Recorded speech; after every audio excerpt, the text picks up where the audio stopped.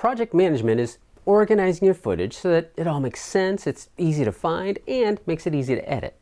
Remember back in one of the early videos I recommended getting an external hard drive to keep all your footage. Well, this is where that helps. An external drive means the video files won't clog up or get lost on your computer's hard drive. And depending on how good the drive is, it may also make things faster than keeping the footage on the computer's drive. Now, it's possible to do everything that we'll talk about without the extra drive, but it's easier if you have one.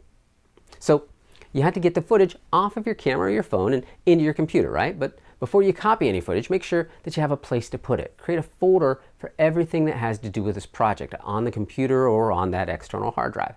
I usually name the folder with the year, the month, and then the name of the project. That way, as I archive my projects, well, they're easy to find. The name and the year, they're right there in the folder name. And inside that folder, I usually make a number of subfolders depending on how complex this project is going to be. So there may be an interviews folder, a B-roll folder, a music folder, a titles folder. It just depends on what the project is, but often the more organization that I do here, the easier everything is to put together and to find later. If you're using a camera, depending on the camera, it either stores the footage internally or it uses some type of data or SD card for the footage. This may be a good time to check the camera's manual for some help with specifics or Google it. If the footage is internal, you'll probably need to hook the camera up to your computer with a USB cable and maybe go into a menu on the camera, and then the computer should interact with your camera just like it's its own hard drive. The footage is probably inside of a folder. It might be multiple folders deep, again depending on the camera. All of this, it might work if the footage is on an SD card too. If the camera has a USB connection, then it's likely able to connect the SD card to your computer through the camera. Or you can just take the SD card out of the camera, use an SD card reader on your computer. Again, the manual or Google can probably help you here a lot. Before I copy the footage, I usually rename it with something that makes it obvious what this file is. Something like Katie Interview, Red Cross, Part 1. And then I copy it to my hard drive. I also make a folder called Backup on the camera or the SD card where I put the footage after I copy it. I like keeping a backup on the camera until I start editing it, and I know for certain that this copy, that it's a good file. I'll delete the backup the next time that I'm looking at the camera.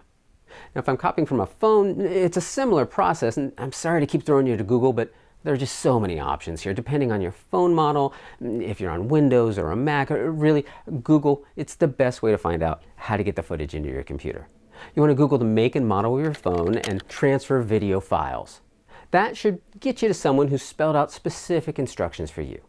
Once the footage is on your hard drive, then you can load it into your editing software, and we'll talk through that a bit later when we dig into editing in HitFilm Express.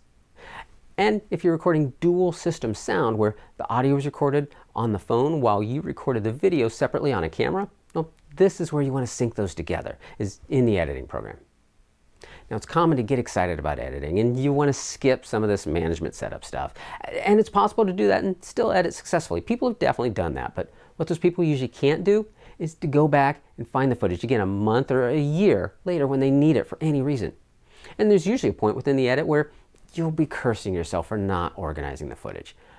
If anything goes wrong or has a problem, you sometimes had to go back and find the original video files. And finding a file named Katie Interview Part 1, well, that's a whole lot simpler than finding which of the 14 files that you took straight off of the camera that are all named video file 0002.